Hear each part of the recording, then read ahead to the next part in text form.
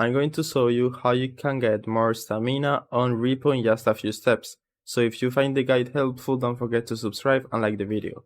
So all you need to do is, after completing a level, you need to go to the boss and talk to him, so you will get teleported to this shop.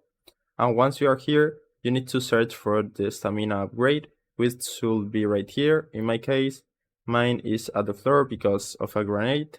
So you just need to left click it and drag it to your card like this. And this will cost you some money. So at the top you can see your balance, and this will be your remaining balance. So you just need to press this button and the item will disappear from here after a few seconds.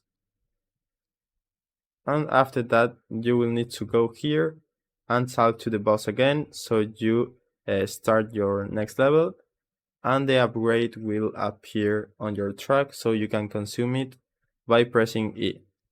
So you just need to left click it and press E, and as you can see I have the upgrade at the left and my stamina has increased. So I hope it was helpful, and thanks for watching.